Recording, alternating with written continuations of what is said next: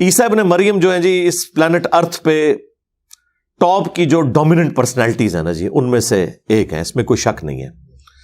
اتنی غیر معمولی پرسنالٹی ہے کہ اللہ تعالیٰ نے جس طرح کے معجزات عیسیٰ ابن مریم کو دیے کسی اور پیغمبر کو نہیں دیے، انکلوڈنگ اور پروفٹ صلی اللہ علیہ وآلہ وسلم۔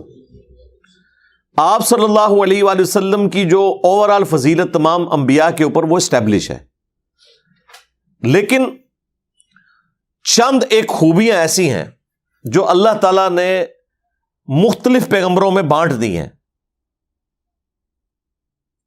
مثلا موسیٰ علیہ السلام کو اللہ تعالیٰ نے وہ خوبی دی جو اور کسی پیغمبر کو نہیں دی کہ اس پلانٹ ارتھ پہ ایک ہی شخص ہے جس سے اللہ نے کلام کیا، وَكَلَّمَ اللَّهُ مُوسَىٰ تَكْلِيمًا۔ باقی انبیاء کی طرف وہی آئی ہے۔ ہاں، شب معراج آسمانوں پہ ہمارے نبی کے ساتھ بھی ڈائریکٹ کلام ہوا ہے، لیکن اس دنیا پہ نہیں، شب معراج، وہ بھی آسمانوں پہ۔ موسیٰ علیہ السلام کو اللہ نے فضیلت دی۔ بخاری مسلم میں آیا ہے کہ قیامت والے دن سب لوگ ننگے اٹھائے جائیں گے، سب سے پہلے ابراہیم خلیل اللہ کو لباس پہنایا جائے گا۔ اب یہ وہ جزوی فضیلت ہے جو سیدنا ابراہیم علیہ السلام کو تمام انبیاء پہ حاصل ہے۔ حضرت آدم علیہ السلام کو بغیر ماں اور بغیر باپ کے اللہ تعالیٰ نے پیدا کیا، یہ فضیلت کسی پیغمبر کو بھی حاصل نہیں ہے۔ ہمارے نبی علیہ السلام کو صحیح مسلم میں آیا کہ اللہ تبارک و تعالیٰ نے جب شب معراج کے موقع پر انبیاء کرام کو جمع فرمایا یروشلم ایلیا میں، بیت المقدس کے اندر، تو وہاں پر آپ نے امامت فرمائی انبیاء کرام علیہ السلام کی۔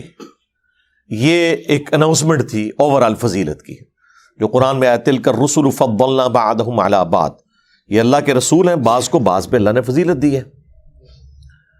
یہ تفضیل بین الرسل یا عربی میں تفضیل بین الرسل، یہ عقیدہ عین ایمان ہے، اس میں کوئی کسی کو شک نہیں ہونا چاہیے، لیکن تفریق بین الرسل یہ کفر ہے، جو قرآن میں ہے لا نفرق بین احد منہم، ہم ان میں ایمان لانے میں کسی میں فرق نہیں کریں گے۔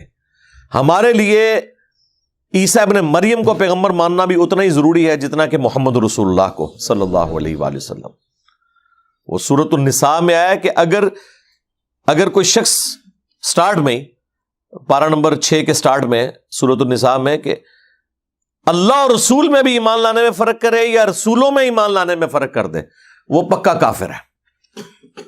کہ ہم بعض پیغمبروں کو مانیں گے، بعض کو نہیں مانیں گے، یا اللہ کو مانیں گے پیغمبروں کو نہیں مانیں گے، یا اپنے مرضی کے پیغمبروں کو مانیں گے باقیوں کو نہیں مانیں گے۔ جس طرح یہودیوں نے دیکھیں جیسس کرائسٹ کا انکار کر دیا اور کافر ہو گئے، حالانکہ پروفیسیز موجود تھی ان کی کتابوں میں کہ ایک مسیح آئیں گے۔ وہ مسیح آئے، وہ ان کی حرام خوریوں کے اوپر مولویوں کو، پادریوں کو بتاتے رہے، یروشلم میں لیکچرز دیتے رہے، لیکن وہی بات ہے کہ بھئی 80-90 سال کے جو بڈھے ہیں ان کے سامنے اگر ایک 25 سال کا کالی داڑھی والا نوجوان کھڑے ہو کے یہ کہے کہ حرام خوریاں چھوڑ دو، ٹھیک ہے، وہ تو کہتے تھے ہم تو بنی اسرائیل میں سے کسٹوڈین ہے، اس گدی کے اوپر بیٹھے ہوئے ہیں، ہیکل سلیمانی کے وارث ہم ہیں۔ اور ان کو حضرت عیسیٰ ابن مریم کے واز کیسے ہضم ہوں گے جبکہ وہ چن چن کے غلطیاں ان کی نکالتے تھے۔ میٹھی میٹھی باتیں تو نہیں طارق جمیسا والی انہوں نے کی ادھر، ورنہ تو سارے گلے لگا لیتے۔ وہ تو کہتے تم حرام خور ہو، سود خور ہو، اشرافیہ کے لیے تم نے اور قوانین بنائے ہوئے ہیں، عوام الناس کے لیے اور قوانین بنائے ہوئے ہیں، اپنے آپ کو کسٹوڈین کہتے ہو حضرت یعقوب علیہ السلام کی نسل کا، بنو اسرائیل کا، اور کرتوت تمہارے جو ہیں وہ شیاطین والے ہیں، سموچے اونٹ نکل جاتے ہو اور مچھر چھانتے رہتے ہو۔ اے لوگو گواہ رہنا، یہ آدمی کس طرح خدا کے سچے بندوں پر خدا ہی کی عبادت خانے میں الزام لگا رہا ہے۔ گواہ رہنا، اب یہ بات ثابت ہو گئی ہے، اور وہ بھی ان تمام مقدس علماء کے سامنے، کہ تمہارے اس معصوم چہرے کے پیچھے جس سے تم نے لوگوں کو اپنا گرویدہ بنایا ہوا ہے، ایک شیطان کار فرما ہے، اور ہاں اسی شیطان نے تمہیں اس قدر گستاخ کر دیا ہے کہ تم یہودی مذہب کی ان برگزیدہ ہستیوں اور ان عظیم مشائخ اور ان پاک و پاکیزہ علماء شریعت کی اور اس مقدس بزرگ کی توہین کر رہے ہو جو دین خدا کا پاک باز محافظ ہے۔ اے یہودی علماء اور تم اے فریسیو، اگر میں نے کوئی گناہ کیا ہے تو مجھے ملامت کرو، لیکن بھائیوں کی طرح، تاکہ خدا تمہیں اپنا دوست بنائے، اور اس طرح تم پیغام خدا کے سچے امین قرار پاتے۔ لیکن سب لوگ جانتے ہیں کہ تم لوگ مجھ سے دشمنی رکھتے ہو، اس لیے مجھے نصیحت ہی نہیں کر سکتے۔ تمہارے دلوں میں میرے لیے نفرت ہے۔ یہ بات ثابت کرتی ہے کہ تم لوگ ابراہیم خلیل اللہ کی اولاد نہیں ہو، صرف دعویٰ کرتے ہو۔ ابراہیم خدا سے اتنی محبت کرتے تھے کہ نہ صرف نمرود کے ان بتوں کو توڑا، بلکہ اپنے عظیم فرزند حضرت اسماعیل ذبیح اللہ کو بھی خدا کی رضا کے لیے قربانی کے لیے پیش کر دیا۔ اے بنی اسرائیل، جان لو میں خدا کا پیغمبر ہوں، اور میں تورات کی تائید کرتا ہوں، اور اس پیغمبر کی آمد کی بشارت دیتا ہوں جو خدا کا آخری نبی ہوگا، اور اس کا نام احمد ہوگا۔ بس کرو، بس اپنی زبان بند رکھو۔ مار دو اسے، مار دو، قتل کر دو اسے، قتل کر دو اسے، مار دو اسے، مار دو اسے، قتل کر دو۔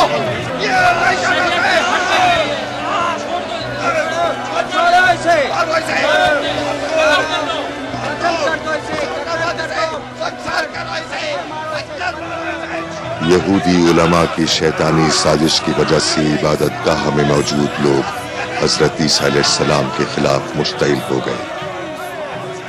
ہر شخص پتھر ہاتھ میں لے کر آگے بڑھ رہا تھا، لیکن حضرت عیسیٰ علیہ السلام اچانک ان کی نظروں سے غائب ہو گئے اور مسجد سے باہر اپنے حواریوں کے ساتھ بحفاظت نکل گئے۔ دوسری طرف کینہ پرور یہودی پیشواؤں کی اشتعال انگیزی کی وجہ سے بہت سارے لوگ ہنگامے کا شکار ہو کر قتل ہو گئے اور مسجد کا تقدس پامال ہو گیا۔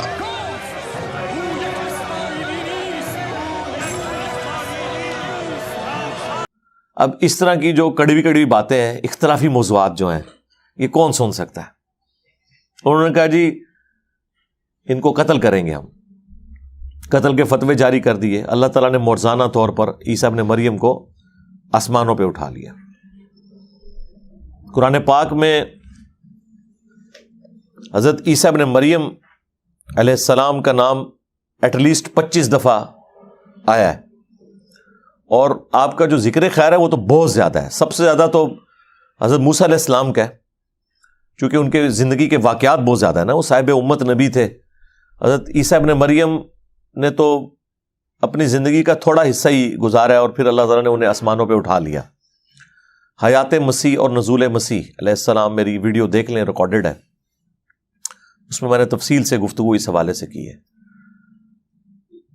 تو یہودیوں نے ان کا انکار کیا، گمراہ ہو گئے۔ عیسائیوں نے ان کی شان میں غلو کیا، گمراہ ہو گئے۔ مسلمان جو ہیں حضرت عیسیٰ ابن مریم کے بارے میں وہی عقیدہ رکھتے ہیں جو ایک عقیدہ اللہ تعالیٰ کو توحید کے اعتبار سے مطلوب ہے۔ اسی لیے دیکھیں کہ چونکہ سب سے بڑا ایک ریلیجن پلانٹ ارتھ پہ اس وقت کرسچینٹی تھا جب نبی الاسلام تشریف لے کے آئے ہیں، آج بھی ہے لیکن وہ نام نہاد ہی رہ گیا، اس وقت تو واقعی وہ پریکٹسنگ تھے۔ اور پھر نبی الاسلام کے بعد بھی کئی سو سال تک مسلمانوں کی جنگیں ان سے ہوتی رہی ہیں، پھر صلیبی جنگوں کا سلسلہ شروع ہوا، وہ بنیادی یعنی مذہب تھی۔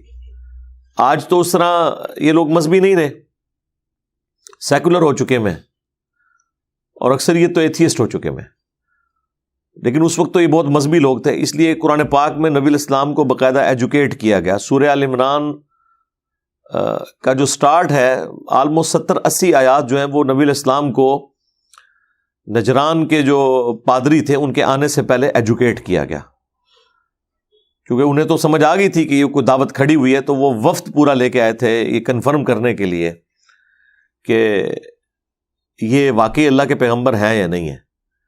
تو آپ دیکھ لیں نبی علیہ السلام نے سارے دلائل رکھے، اس کے باوجود وہ جب بات نہیں ماننی کسی نے تو ٹامک ٹوئیاں کرنی شروع کر دی۔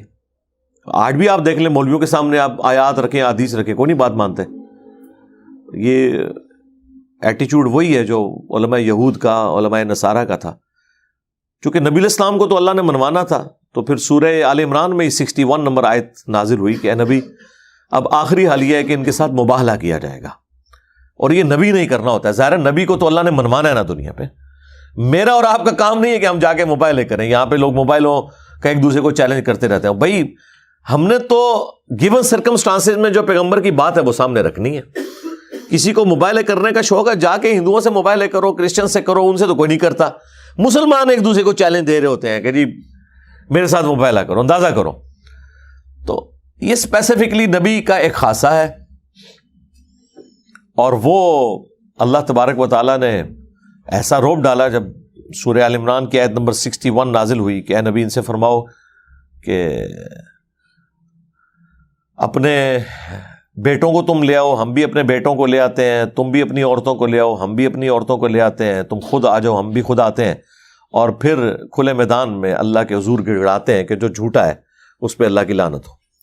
تو نبی علیہ السلام صحیح مسلم میں پھر اس کی تفصیل ہے، قرآن میں تو اتنا ہی موجود ہے، مسلم شریف میں آیا کہ نبی علیہ السلام پھر سیدنا علی، حسن، حسین اور سیدہ فاطمہ کو اپنے ساتھ لے کر علیہم السلام اجمعین مباہلے کے لیے گئے۔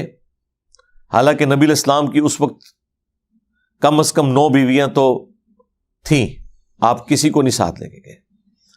اس میں تھا عورتوں کو لے آؤ، تو عورتوں میں تو سب سے پہلے نبی علیہ السلام کی بیویوں کو جانا چاہیے تھا، کوئی بھی نہیں گئی، نبی علیہ السلام نہیں لے کے گئے، چونکہ یہ اسپیسیفکلی پروٹوکول ان اہل البیت کے لیے تھا جن کو نبی علیہ السلام نے اسپیشل پروٹوکول دیا، اللہ تعالیٰ نے ان کے ذریعے حضور کی نسل چلانی تھی۔ اور کھلے میدان میں جب پہنچے تو وہ مباہلے سے بھاگ گئے، انہیں سمجھ آ گئی کہ ہم مباہلہ کریں گے تو تباہی ہوگی، جس طرح کیسے روم کو بھی سمجھ آ گئی تھی کہ یہ اللہ کے پیغمبر ہیں۔ وہ اپنی دنیاوی منفعت کی خاطر قبول نہیں کر سکا دعوت، ادروائز سمجھ تو اسے بھی آ گئی تھی۔ تو سورہ آل عمران میں اللہ تعالیٰ نے عیسیٰ ابن مریم کا تفصیلی ذکر کیا، سورۃ المائدہ میں کافی تفصیل کے ساتھ ان کے جو غلط عقائد ہیں انہیں اسپیسیفکلی ہائی لائٹ کیا گیا۔ اور سورۃ المائدہ آلموسٹ آپ سمجھ لیں وہ آخری سورت ہے جو اہل کتاب کے ساتھ ڈیل کرتی ہے، یہ فائنل ورڈکٹ تھا، اس لیے آپ اس میں جو الفاظ ہیں نا وہ تو پورا 1 گھنٹہ اور لگ جائے گا اگر میں کراس ریفرنسز دینے شروع کروں۔ جس طریقے سے اللہ تعالیٰ نے جیوز کو اور اسپیسیفکلی کرسچنس کو خطاب کیا ہے کہ رسولوں کے سلسلے کے بعد، یعنی ایک رک جانے کے بعد، ایک فطرت کے پیریڈ کے بعد جو یہ نبی علیہ السلام تشریف لے آئے ہیں، قد جاءکم من اللہ نور و کتاب مبین، بے شک تمہارے پاس اللہ تعالیٰ کی طرف سے ایک نور اور کتاب مبین آ گئی ہے۔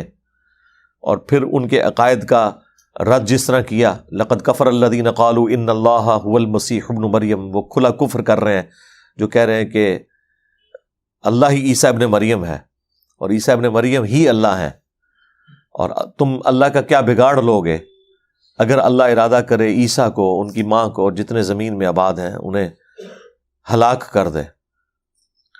اور پھر آگے چل کے سورۃ المائدہ ہی میں اللہ تعالیٰ نے فرمایا کہ لقد کفر الذین قالوا ان اللہ هو المسیح ابن مریم، وہ لوگ کھلا کفر کر رہے ہیں جو کہہ رہے ہیں کہ اللہ ہی عیسیٰ ابن مریم ہے۔ وقال المسیح، جبکہ مسیح تو خود کہا کرتے تھے یا بنی اسرائیل، اے اولاد یعقوب، اعبدوا اللہ ربی و ربکم، عبادت کرو اس رب کی جو میرا بھی رب ہے اور تمہارا بھی رب ہے۔ انہ من یشرک باللہ فقد حرم اللہ علیہ الجنہ ومأواہ النار وما للظالمین من انصار، بے شک جو کوئی اللہ کے ساتھ شرک کرے گا اللہ تعالیٰ نے ایسے شخص پہ جنت حرام کر دی ہے، اس کا ٹھکانہ دوزخ کی آگ ہے، وہاں اس کا کوئی مددگار نہیں ہوگا۔ پھر سورۃ المائدہ ہی میں آگے چل کے اللہ تعالیٰ نے فرمایا کہ عیسیٰ اور ان کی ماں دونوں کھانا کھانے کے محتاج تھے، ایسوں کو اپنا مشکل کشا مانے ہوئے ہو تم، جو نہ تمہارے نقصان کے مالک ہیں نہ نفع کے. اسی پہ میں نے تو بولا تھا نا کہ عیسیٰ ابن مریم کا اگر یہ سٹیٹس ہے، اور ان کی والدہ جو اولیاء کی سردار ہیں سیدہ مریم سلام اللہ علیہا، اگر ان کا یہ سٹیٹس ہے تو تواڈے بابے تے شاہی کوئی نہیں. اور پھر آگے چل کے جو فائنل کنکلوژن پھر سورۃ المائدہ کی ہوتی ہے نا، وہ قیامت کے دن کا منظر ہے، جس میں اللہ تعالیٰ عیسیٰ ابن مریم کو کھڑا کریں گے اور پوچھیں گے کہ کیا تو نے لوگوں سے کہا تھا کہ تجھے اور تیری ماں کو اللہ کے سوا معبود چن لیا جائے؟ وہ کہیں گے اللہ مجھے کب شایع تھا کہ میں وہ بات کروں جس کا میں اہل نہیں ہوں.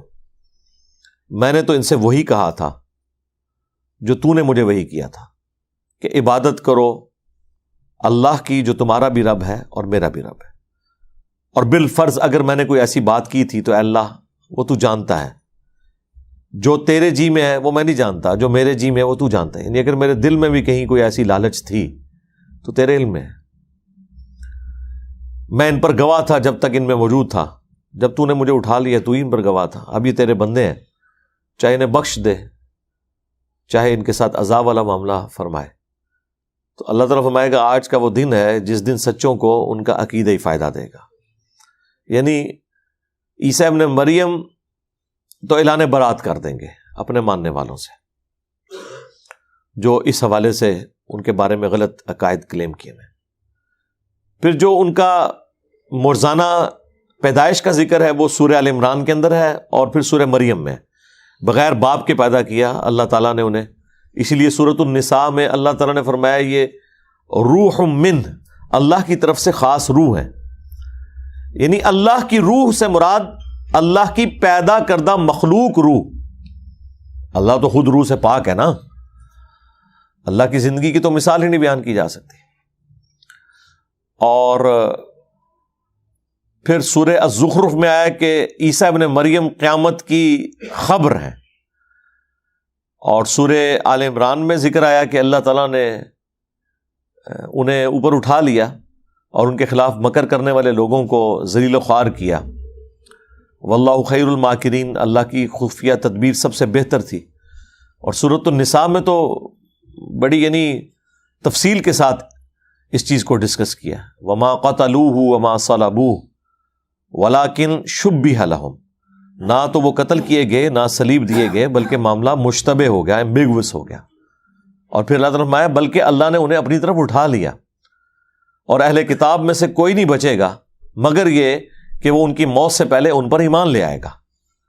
اور اس کے اندر آپ کا دنیا میں دوبارہ آنے کا ذکر بھی موجود ہے، کیونکہ اسی آیت کے کانٹیکسٹ میں بخاری مسلم میں حضرت ابو ہریرہ رضی اللہ تعالیٰ عنہ کی حدیث ہے کہ جب عیسیٰ ابن مریم دنیا میں دوبارہ آئیں گے تو سب لوگ ان پر ایمان لے آئیں گے. اور اس کا ذکر اس آیت میں پھر وہ حضرت ابو ہریرہ وہ آیت تلاوت کیا کرتے تھے. اس ٹاپک پہ میں تفصیلی یہ غامدی صاحب نے جتنے چوہے چھوڑے ہیں نا، میں نے لاجیکل جواب ایک ایک بات کا دیا ہے، ٹھیک ہے نا. ایک صرف اس طرح ہاتھ کر کے یا کوئی اپنا کوئی ایک نظریہ پیش کر کے نہیں بات ہوتی. بات وہ ہوگی جو ریٹن میں ہے موجود کہیں پہ. آپ نے اپنی خواہشات کا نام دین رکھنا ہے تو وہ تو میرے بھائی تمام مکاتب فکر نے اپنی خواہشات کا نام دین رکھا ہوا ہے. جو تصوف کے ماننے والے ہیں انہیں اس میں مزہ آتا ہے، جو بتوں کے پجاری ہیں ان کو اس میں مزہ آتا ہے. یہ دین تو ایک علم کی دنیا ہے. علم کی دنیا میں آپ قرآن، سنت، اجماع امت، یہ تین مین دلائل ہیں جس کو لے کے سارے معاملات کو لے کے چلتے ہیں. تو میں نے ایک ایک چیز کا جواب دیا ہے اس میں. اور پھر اللہ تعالیٰ نے سورۃ النساء میں جس طریقے سے جھنجھوڑا ہے نا، ان کا وہم نکالا ہے کرسچنز کا کہ عیسیٰ ابن مریم کبھی آر محسوس نہیں کریں گے اس بات سے کہ انہیں کوئی کہے کہ وہ اللہ کے بندے ہیں. یعنی پیغمبروں کا یہ فخر ہے کہ وہ اپنے آپ کو اللہ کا بندہ سمجھے. یہاں تو عام مولوی نہیں ہے سننے کے لیے تیار. آج تک کسی مولوی کے ساتھ اشتہار پہ لکھا ہوا آپ نے پایا ہے اللہ کا بندہ مولانا فلاں؟ یہ لکھ کے بھی دیکھ لیں. وہ اتنی دمے سال لگواتے ہیں، شیخ الحدیث، استاذ العلماء، علماء کے بھی استاد. اور علماء کو کیا مدرسوں میں سکھاتے ہیں وہ ویڈیو لیکس میں پتہ چلتا رہتا ہے. یہ ان علماء کے استاد اللہ ماشاءاللہ اچھے لوگ بھی ہیں. اب مجھ سے نہیں آپ نے پوچھنا کون سے ہیں، میں کسی کی کوئی گارنٹی نہیں دیتا. تو اللہ تعالیٰ ہمارا ہے کہ عیسیٰ ابن مریم اس بات سے آر محسوس نہیں کریں گے کہ انہیں اللہ کا بندہ کہا جائے، اور نہ کوئی مقرر فرشتہ. اور یہاں پہ اللہ نے اکتفا نہیں کیا سورہ نساء میں، پھر اللہ تعالیٰ نے فرمایا اگر کوئی اس بات سے آر محسوس کرے گا نا کہ وہ اللہ کا بندہ ہے، یعنی وہ کوئی اور ہی کچھ بننا چاہتا ہے، تو قیامت والے دن ہم ان کو پھر جمع کر لیں گے. اور جو لوگ بھی اگر اس قسم کے ہوں گے اللہ تعالیٰ فرماتا ہے ہم انہیں عذاب دیں گے. لیکن یہ سمجھانے کے لیے تھا، یہ نہیں تھا کہ پریکٹیکلی انبیاء کے کیس میں ایسا ہونا ہے. بیسیکلی انبیاء کو سینٹر کرتے ہوئے اللہ تعالیٰ باقی لوگوں تک میسج پہنچاتا ہے کہ تجھے تو شاہی کوئی نہیں. یہ بتانا چاہ رہا ہوتا ہے کہ اگر انبیاء کا یہ سٹیٹس ہے نا تو تجھے تو شاہی کوئی نہیں، تو اڑے بابے شاہی کوئی نہیں، اگر انبیاء کے لیے ہم یہ بات کر رہے ہیں. پھر سورہ المائدہ میں اور سورہ آل عمران کے اندر جو غیر معمولی معجزات عیسیٰ ابن مریم کے آئے ہیں، یعنی مردوں کو زندہ کر دینا اللہ کے اذن سے، اور جو اندھے تھے، کوڑی کے مریض تھے، ان کو شفا دے دینا اللہ کے اذن سے، اور پھر مٹی کی مورت وہ بناتے تھے اور اس میں پھونک مارتے تھے اور وہ اللہ کے اذن سے پرندہ بن جاتی تھی. یہ بڑے غیر معمولی معجزات ہیں، یہ کسی اور پیغمبر کے حق میں نہیں ہے جو عیسیٰ ابن مریم کو، کیونکہ اللہ تعالیٰ نے فرمایا کہ ہم سورہ مریم میں اور آل عمران میں کہ مریم کو پہلے بشارت دی تھی کہ ہم تجھے اور تیرے اس بچے کو جہان والوں کے لیے نشانی بنائیں گے. یعنی یہ اتنی ایکسٹراڈنری پرسنالٹی، پیدائش معجزانہ،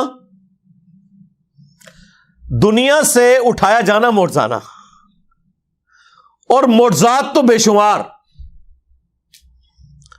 اور پھر دنیا میں دوبارہ تشریف لانا، یہ بھی ایک معجزانہ بات ہے. کوئی شخص جو دنیا سے چلا گیا وہ واپس نہیں آئے گا، چونکہ وہ بغیر موت کے گئے ہوئے ہیں، اس لیے وہ قرآن کا رول نہیں ٹوٹتا. قرآن میں جو سورہ یاسین میں یا سورہ الواقعہ میں آیا نا کہ جو مر گیا وہ واپس نہیں آئے گا، جو موت کے ساتھ دنیا سے گیا.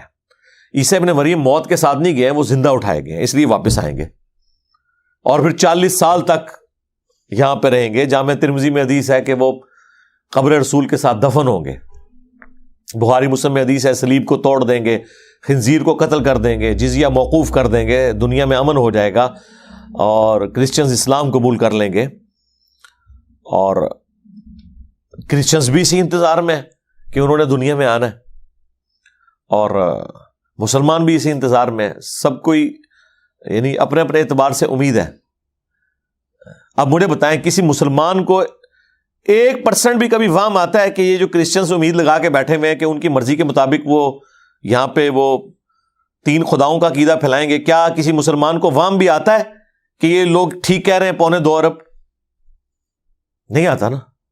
بس سرکار 2.25 ارب کرسچنز اگر آپ کو غلط عقیدہ عیسیٰ ابن مریم کے بارے میں بتائیں تو ایک جاہل مسلمان بھی ماننے کے لیے تیار نہیں ہے، اگرچہ وہ تعداد میں 2.25 ارب ہیں، مسلمانوں سے بھی زیادہ ہیں. تو سرکار آپ کے فرقہ تو کوئی بھی 2.25 ارب نہیں ہے، آپ تو ٹوٹل 1.25 ارب ہیں، ان میں بھی فرقے بنائے تو کروڑوں میں ہے. تو آپ کے کروڑوں فرقوں اور ان کے لاکھوں علماء کی وجہ سے اگر کوئی مجھے کہے کہ نبی الاسلام کے بارے میں آپ نے یہ عقیدہ رکھنا ہے، مروی کو فرق نہیں پہنتا. میں تو وہی مانوں گا عقیدہ جو قرآن و سنت میں لکھا ہوا ہے. جس طرح کہ عیسیٰ ابن مریم کے بارے میں قرآن و سنت میں جو عقیدہ لکھا ہوا ہے اس کے خلاف 2.25 ارب کرسچنز کا دعویٰ آپ جوتے کی نوک پہ رکھتے ہیں. آپ کہتے ہیں نہیں یہ قرآن و سنت کے خلاف ہے. قرآن تو واضح ہے، قل هو اللہ احد اللہ الصمد لم یلد ولم یولد ولم یکن لہ کفوا احد. قرآن تو واضح ہے اس عقیدے میں کہ اللہ کا نہ کوئی بیٹا ہے اور نہ اس کا کوئی باپ ہے. اور پھر سورہ مریم میں جس شان سے آیا کہ قریب آسمان پھٹ پڑے اور زمین شک ہو جائے اور پہاڑ ریزہ ریزہ ہو جائیں، ان دعوا للرحمن ولدا، کہ انہوں نے رحمان کے لیے بیٹا تجویز کیا.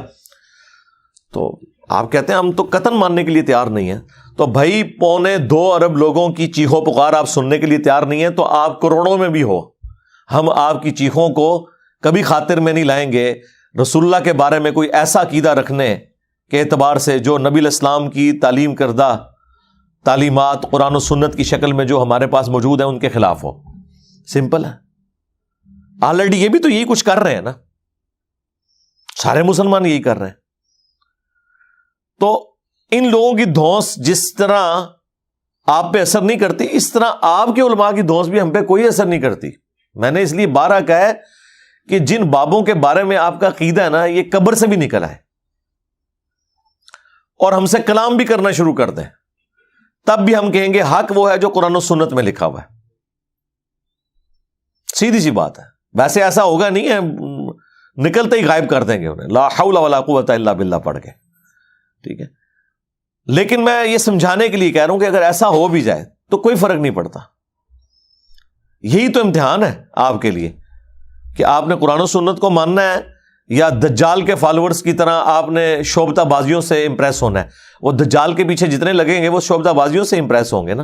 اور جو بخاری مسلم میں وہ کامل الایمان مومن کا ذکر ہے کہ وہ آئے گا سامنے اور کہے گا تو دجال ہے کیونکہ مجھے میرے نبی کا فرمان پہنچا ہے. وہ تو نہیں کہے گا منو حضور نے خواب ہی آ کے دسیا یا میں کشف کے ذریعے دیکھا ہے. فرمان کو لے کے چل رہا ہوگا، حدیث کو لے کے چل رہا ہوگا. تو آج بھی جو قرآن و سنت کو لے کے چل رہے ہیں وہی الحمدللہ حق پہ ہیں، کیونکہ اللہ تعالیٰ نے اس دین کی حفاظت کی ذمہ داری لی ہے، اور قیامت تک کے لیے انشاءاللہ تعالیٰ یہ دین قائم رہے گا اسی طریقے سے اپنی سچائی کے ساتھ. اور بخاری مسلم میں حدیث ہے میری امت کا ایک گروہ قیامت تک حق پہ قائم رہے گا، کوئی نقصان پہنچانے والا انہیں نقصان نہیں پہنچا سکے گا، وہ غالب ہی رہیں گے. غالب سے مراد ہے اپنے دلائل میں، کیونکہ اس حدیث کے اوپر امام بخاری نے باب باندھا ہے کہ اس گروہ سے مراد ہے ہوا اہل العلم، جو اہل علم ہے. تو علم تو دیکھ لیں ان کی موت ہے، ذرا سی علمی بات کریں. یقین کریں یہ میں کوئی تکبر کے طور پہ بات نہیں کر رہا، میں آپ کو ریئل اپنی کیفیت بتا رہا ہوں. میری کوشش ہوتی ہے کہ میں مخالف علماء کی نا ویڈیوز لگا کے نا سنوں کہ یہ کیا کہتے ہیں. تو جب کبھی بھی میں نے کوئی ویڈیو لگائی ہے نا تو 5 منٹ کے بعد نہ میں بند کرنے میں مجبور ہو جاتا ہوں. نہ کوئی آیت پیش کرتے ہیں، نہ کوئی حدیث پیش کرتے ہیں. ہمارے نزدیک یہ ہے. اب مجھے بتائیں جب کوئی ایسا بیان کر رہا ہے تو آپ کو کوفتی ہوگی، پھر اینڈ پہ میں اپنی ویڈیو خود ہی لگا کے بیٹھ جاتا ہوں اور پھر میں اسے انجوائے کرتا ہوں. یہ ایڑی کہانیاں نہیں یار، کسی نے توفیق نہیں ہوئی کہ کوئی آیت پیش کر دے، کوئی حدیث پیش کر دے. ٹھیک ہے، ہم دیکھیں اس پلیٹ فارم سے مخالفین کے دلائل بھی پیش کرتے ہیں. کہیں آپ کو کوئی کہانی کرانے لگے تو ہم پہلے ہی بتا دیں گے کہ سرکار وہ آپ سے یہ کہیں گے لیکن یہ 2 نمبری کر رہے ہوں گے، اصل میں چیز یہ ہے، آپ خود پڑھیں.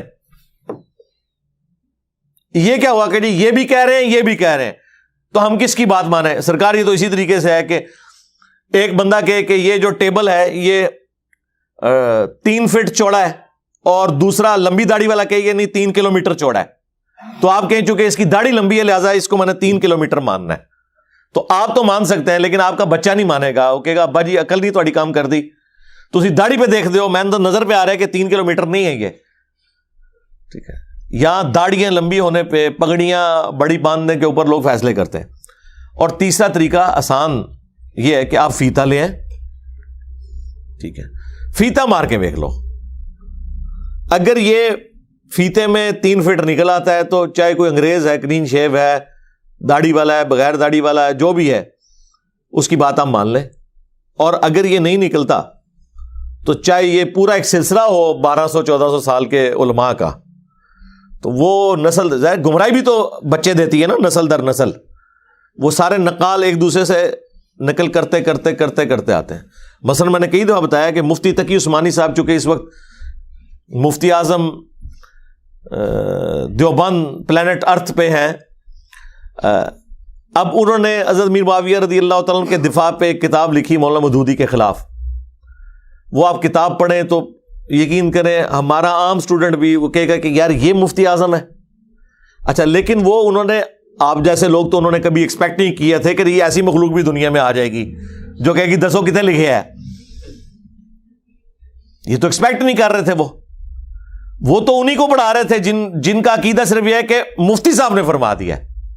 مفتی صاحب کے اوپر کوئی شیطان نازل ہوا یا انہوں نے کوئی رحمان کی نازل کردہ کتاب و سنت کے اندر کوئی چیز پڑھی، ان کو اس سے کوئی غرض نہیں ہے. اب اس میں انہوں نے حدیث لکھی کہ یہ جو پروپیگنڈا کیا جاتا ہے کہ بنو امیہ کے دور میں حضرت علی پہ ممبروں پہ لعنت ہوتی تھی، تو پورے ذخیرہ حدیث میں کوئی حدیث نہیں ہمیں ملی ہے. ایک بخاری میں ملی ہے کہ وہ آل مروان جو ہیں وہ سب کا انہوں نے سہل ابن سعد الساعدی کو کہا اور سب سے مراد تنقید ہوتا ہے بس، اور تو کوئی حدیث نہیں ہے. حالانکہ میں نے کم از کم 10 حدیثیں مین سٹریم کی کتابوں سے پیش کی ہیں. چلے میں اسی پہ ہی آ جاتا ہوں. یہ جو بخاری میں حدیث پیش کر رہے ہیں نا حضرت علی کے فضائل والے چیپٹر سے نکال کے، جس میں سب کا موجود ہے، اور انہوں نے انکار کر دیا سہل ابن سعد الساعدی نے، جو ابو تراب والی حدیث ہے. یہ سیم حدیث مسلم شریف میں بھی ہے، اور امام مسلم نے وہاں پہ سب کا ترجمہ خود حدیث میں جو موجود تھا وہ کیا ہوا ہے. اور بہت خطرناک نہیں بلکہ خطرے ناک ہے بقول عمران خان صاحب کے. یہ تو کہتے ہیں نا سب گالی ہے، وہاں الفاظ ہے لعن اللہ ابو تراب، کہ وہ کہتے تھے تم کہو ابو تراب پر لعنت، نعوذ باللہ. 6229 صحیح مسلم. اب تقی عثمانی صاحب کو یہ حدیث کیا نظر نہیں آئی مسلم کے اندر، اور وہی واقعہ تھا جو بخاری میں بھی تھا. اور دعویٰ دیکھیں کتنا بڑا اس نے کیا کہ پورے ذخیرے حدیث میں نہیں ہے، اور کوئی ڈھونڈنی بھی نہیں پڑ رہی تھی، حضرت علی کے فضائل والے چیپٹر میں تھی.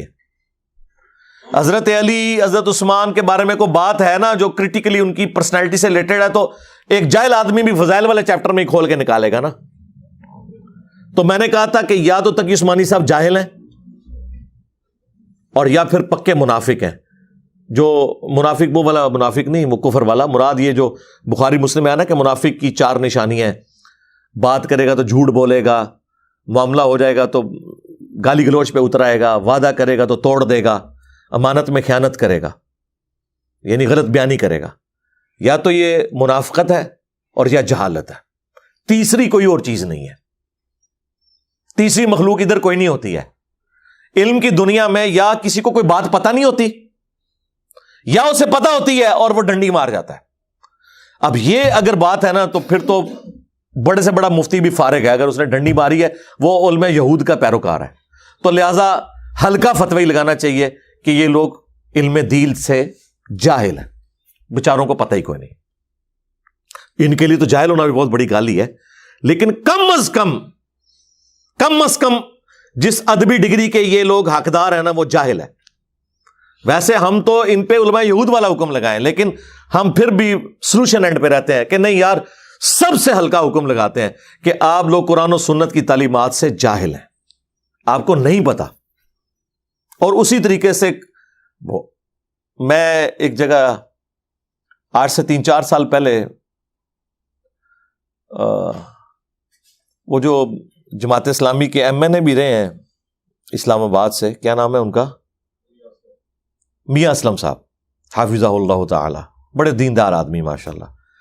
تو انہوں نے کوئی افطار کا پروگرام ارینج کیا ہوا تھا اسلام آباد میں اپنے گھر پہ ہی نا. تو مجھے بھی دعوت تھی، میں وہاں درس بھی دیتا تھا، میرے درس بھی انہوں نے ماشاءاللہ اٹینڈ کیے، ان کی شفقت ہے. تو اس افطار پروگرام پہ میں اپنے دوستوں سے بیٹھا کوئی بات کر رہا تھا، تو وہاں پہ اسی طریقے سے ایک دیوبندی مولوی آ گیا، وہ بڑا کھرانٹ قسم کا، جس طرح وہ کہتے ہیں نا.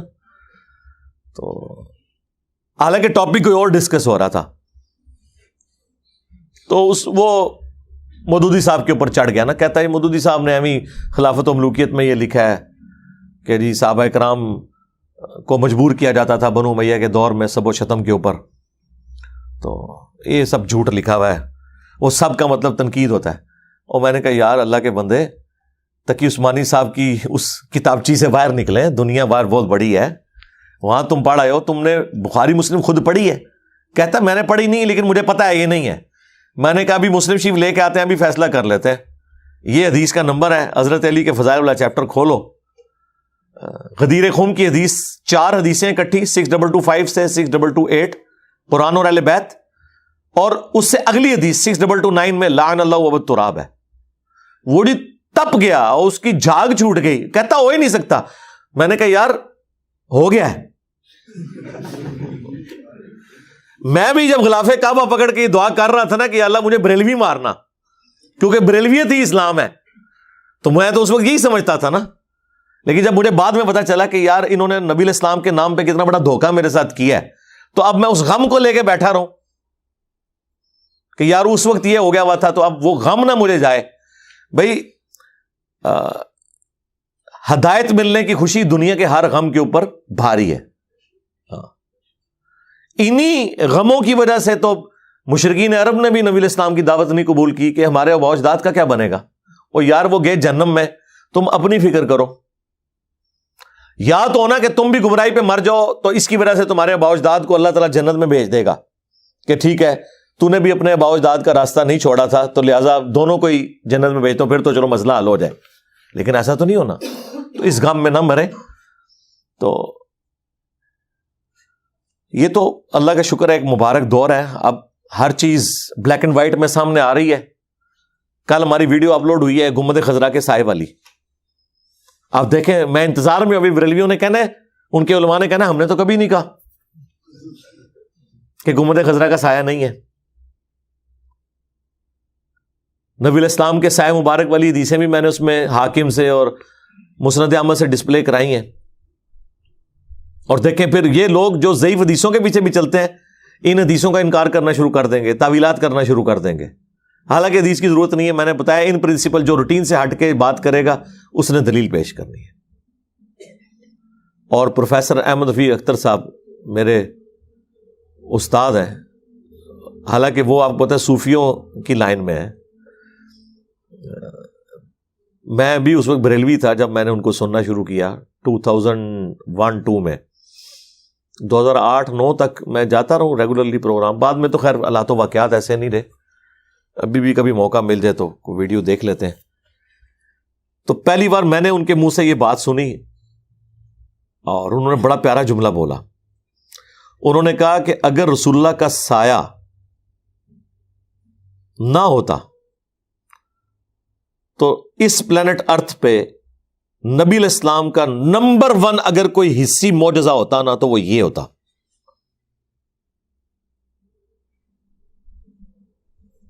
کیونکہ پسینے سے خوشبو آنا تو وہ بندہ آبزرو کرے گا جو پاس بیٹھا اور پسینہ لے لیا یا یوں سونگ لیا،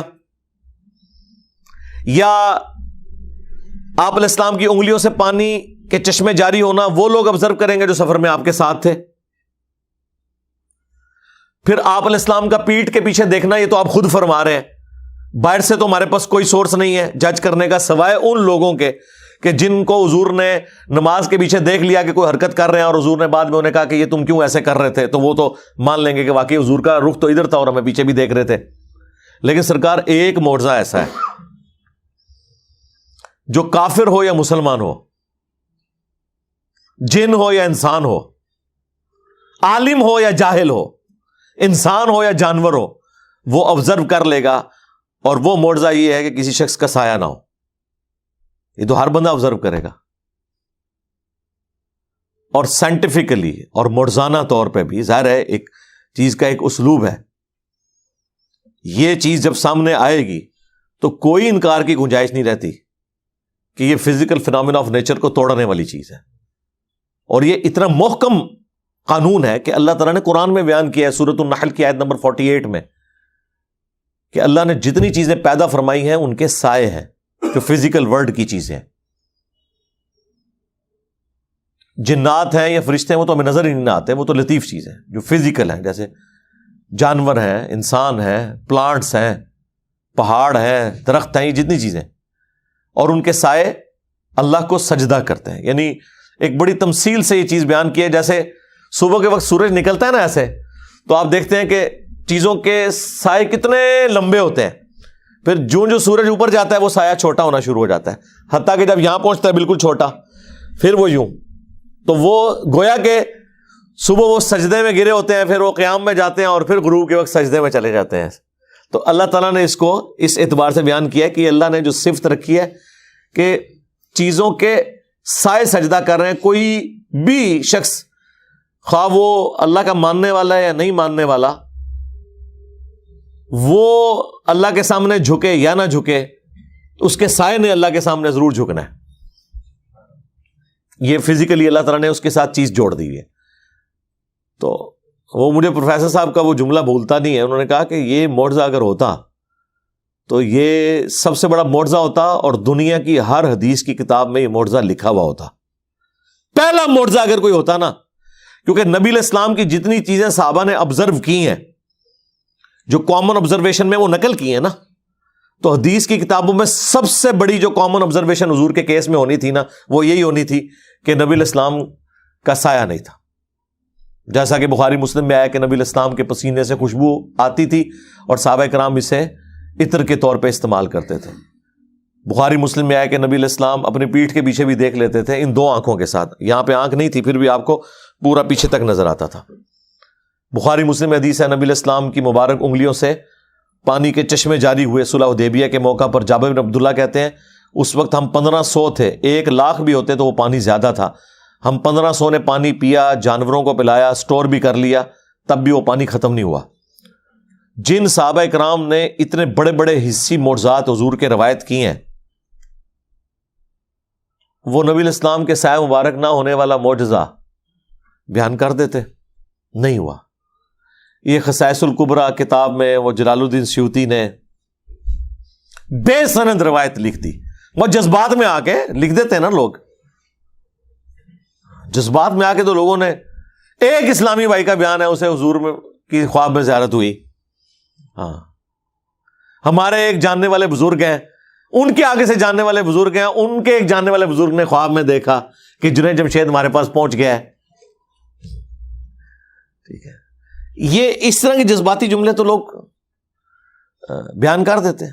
میں نے آپ کو بتایا کہ ایک پاکستان لیول کا وہ بریلوی یعنی عالم, ویسے تو علماء کہتے ہیں ہم اسے عالم ہی نہیں اب مانتے, بہرحال وہ اس کی ایک اپنی آڈینس تو ہے, لاکھوں میں ویورشپ ہے. ایک دوسرے بریلوی عالم نے کہا, اس نے میرے سامنے کہا کہ میں نے یہ جھوٹا خواب گھاڑ کے سنایا تھا جلسے کے اندر کہ نبی علیہ السلام نے خواب میں آ کے کہا کہ خادم رضوی صاحب کے دھرنے میں بیٹھو جا کے. وہ کہتے یار تو نے اتنا اس کو, یہ تو نبی علیہ السلام نے تو بخاری میں حدیث, یعنی عام خواب گھڑنے والے کے لیے جو ہے وہ اتنی سخت وعیدیں ہیں, اور نبی علیہ السلام کے بارے میں یہ بات بیان کرنا تو بخاری مسلم حدیث ہے, جس نے میری طرف جھوٹ منسوب کیا وہ نہ مقام جہنم میں دیکھ لے.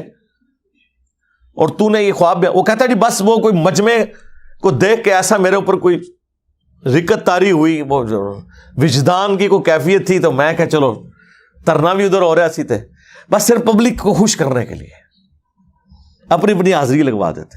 کہتا میں ان توبہ تے کر لی ہے. تو میں نے کہا کہ آپ نے اسے یہ نہیں کہا, یہ اس بریلوی عالم نے مجھے خود بتایا, وہ بھی بہت بڑے عالم دین ہیں جن کے سامنے اس نے توبہ کی. میں نے کہا آپ کا کام تھا آپ اسے بتاتے کہ یہ اعلانیہ گناہ کی توبہ اعلانیہ ہوتی ہے, یہ کیا ہوا کہ تم نے ایک بات بیان کر دی اور تم پھر اس طرح کر رہے ہو, اور دوسروں کے خوابوں کا مذاق اڑاتے ہیں یہ لوگ. یعنی آپ اس پلانٹ ارتھ پہ ایک بریلوی کو بھی منوا کے بتائیں کہ دیوبند مدرسہ حضور نے خود بنوایا ہے. وہ تو کہتے ہیں کہ جی وہ لکیریں لگا کے صبح اٹھا تو وہاں پہ لکیریں لگی ہوئی تھی, نہیں مانیں گے. یا کسی ایک دیوبندی کو منوا کے بتائیں کہ جی حمزہ بریلوی صاحب جب قبر رسول پہ حاضر ہوئے ہیں تو نبی علیہ السلام بنفس نفیس قبر اطہر سے باہر نکل کے اور حمزہ بریلوی صاحب کو سینے لگایا ہے اور پھر واپس چلے گئے. منوا کے بتائیں. ان کو تو چھوڑ دیں. ہمارے جیلم میں ایک دوست ہے, وہ جب کبھی بھی کوئی حج عمرے کا ذکر کرتے ہیں نا تو وہ بے اختیار ان کی آنکھوں سے نا آنسو جاری ہو جاتے ہیں. تو بے اختیار ان کی آنکھوں سے نا آنسو جاری ہو جاتے ہیں. ایک دن میں ایک تندور کے اوپر روٹیاں خریدنے کے لیے کھڑا ہوا تھا, تو بائی چانس وہ آگے وہاں کھڑے ہو گئے اور مجھے نا اپنا واقعہ سنانا شروع کر دیا. وہ انجینئر صاحب اس دفعہ میری حاضری ہوئی نا جی ادھر, تو درود شریف میں پڑھ رہا تھا جالی شریف کے سامنے کھڑے ہو کے, تو نبی علیہ السلام خود جالی شریف سے باہر تشریف لے آئے, خواب میں نہیں بیداری میں, اور وہ زاروں قطار رو رہا ہے.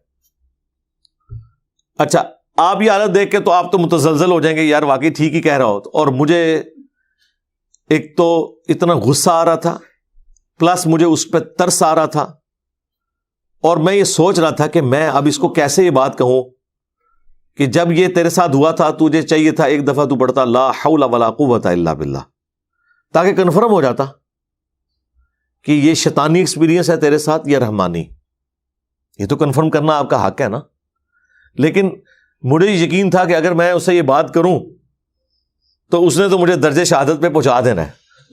ہاں حالانکہ یہ وہ بات اگر علمی طریقے سے مجھ سے سنے تو میں اس کو جسٹیفائی بھی کروں گا کہ نبی علیہ السلام کا پسندیدہ ترین وظیفہ ہے لا حول ولا قوت الا باللہ. بخاری مسلم دونوں میں حدیث ہے، نبی علیہ السلام ایک سفر پہ تھے اور صحابہ کہہ رہے ہیں کہ ہم اپنی سواریوں پہ تھے، کچھ پیدل تھے، تو ہم بلند آواز سے، کوئی جوش میں کہہ رہا تھا اللہ اکبر، کوئی کہہ رہا تھا سبحان اللہ، کوئی الحمدللہ. تو نبی علیہ السلام نے فرمایا کہ اتنی بلند آواز سے ذکر نہ کرو، تم کسی بہرے یا غائب کو نہیں سنا رہے، تم اس ہستی کا ذکر کر رہے ہو جو تمہاری سواری کی گردن سے بھی زیادہ تمہارے قریب ہے. یعنی اونٹ پہ بیٹھے ہوئے، یا اونٹ کی کوہان آپ کے نزدیک ہوگی یا اس کی اونٹ کی گردن، یا گھوڑے پہ بیٹھے ہوئے تو سب سے قریبی پارٹ جو گھوڑے کا وہ گردن ہی ہے جو آپ کے قریب ہوگا. اور پھر آپ نے فرمایا کیا میں تمہیں جنت کے خزانوں میں سے ایک خزانہ نہ عطا کروں جو اللہ نے مجھے دیا ہے، اور وہ ہے لا حول ولا قوت الا باللہ. نہیں ہے ہمت نیکیاں کرنے کی اور نہ قوت ہے گناہوں سے بچنے کی مگر اللہ کی توفیق سے. یہ ہم اس کا اس طرح ہی ترجمہ کرتے ہیں کیونکہ عربی میں اس طرح مختصر بات ہوتی ہے نا. ویسے تو لفظی ترجمہ ہے لا حول ولا قوت الا باللہ، نہ کوئی ہمت ہے نہ کوئی قوت ہے مگر اس کی طرف سے. تو یہ ہمت اور قوت کس اعتبار سے؟ نیکیاں کرنے کی یا گناہوں سے بچنے کی، دو ہی چیزیں ہیں نا، زیرو وانی ہے. تو نبی علیہ السلام نے یہ وظیفہ دیا، اس لیے ہم نے اپنے بلو کارڈ کے اندر اس وظیفے کو ڈالا ہوا ہے صبح شام کے اذکار میں، لا حول ولا قوت الا باللہ. اسماء اعظم میں سے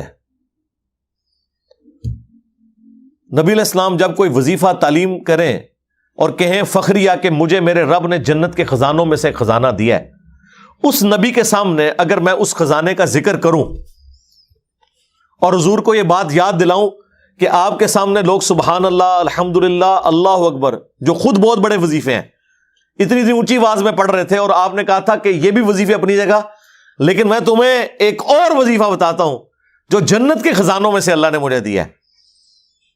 تو مجھے بتائیں نبی علیہ السلام کیا اس وظیفے سے ناراض ہوں گے یا خوش ہوں گے؟ جو تحفہ آپ نے خود امت کو دیا ہے، آپ کے سامنے جب اس تحفے کو پڑھا جائے گا تو کیا آپ ناراض ہوں گے؟ تو کیوں نہیں ایسا ہوتا کہ اگر کسی کو نبی علیہ السلام بیداری میں آ کے آج کے دور میں ملتے ہیں، یا کوئی حضرت صاحب یا کوئی بزرگان دین فوت شدہ قبر سے نکل کے ملتے ہیں، تو چلیں تھوڑی تمہید بنا لیں کہ حضرت 2 منٹ رکیں، یہ بخاری اور مسلم میں حدیث ہے، بلو کارڈ پہ انجینئر صاحب نے لکھ کے دی ہے کہ نبی علیہ السلام نے جو ہے وہ جنت کے خزانوں میں سے ایک خزانہ دیا تھا امت کو، تو وہ میں آپ کے سامنے پڑھنے لگا ہوں، اور دل میں پھر اللہ کو آپ متوجہ ہوں اللہ کی طرف کہ یا اللہ یہ شیطان ہے تو اسے مجھ سے دور کر دے، اور پھر آپ پڑھیں لا حول ولا قوت الا باللہ، تو ہو گیا ہے تھوڑا پاپا، ٹھیک ہے. تو میں اب یعنی اس کو سوچ رہا تھا، اس کو میں اگر یہ پوری بات بتانے کے لیے بھی مجھے کتنی تمہید بنانی پڑے گی.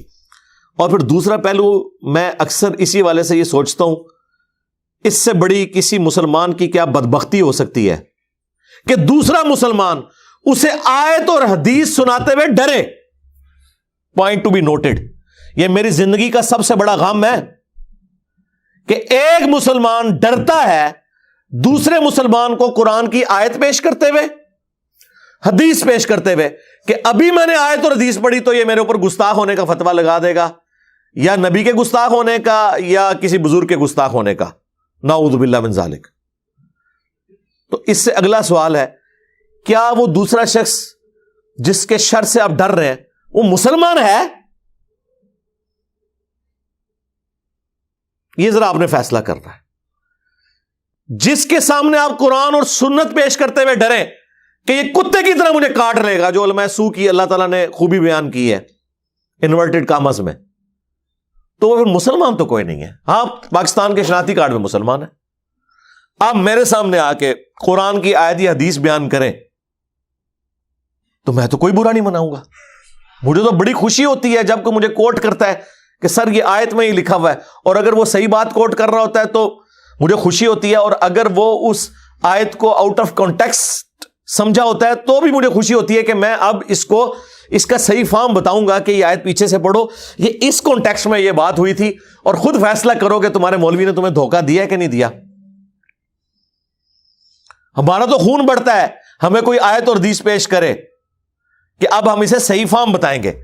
میرے سامنے کوئی گھوڑوں کے دموں والی مسلم شریف کی حدیث بیان کرے اور کہ نبی علیہ السلام نے رفع دین سے منع کیا ہے تو میں تو غصہ نہیں کھاؤں گا میں تو کہوں گا آیا نا اٹھ داڑھ تھلے کھول مسلم شریف اور پر پورا کانٹیکسٹ پڑھ اس کا، جابر بن سمرہ کی 4 حدیثیں اور اس کے اوپر باب پڑھ، تجھے پورا پتہ چل جائے گا یہ کس کانٹیکسٹ میں بات ہوئی ہے۔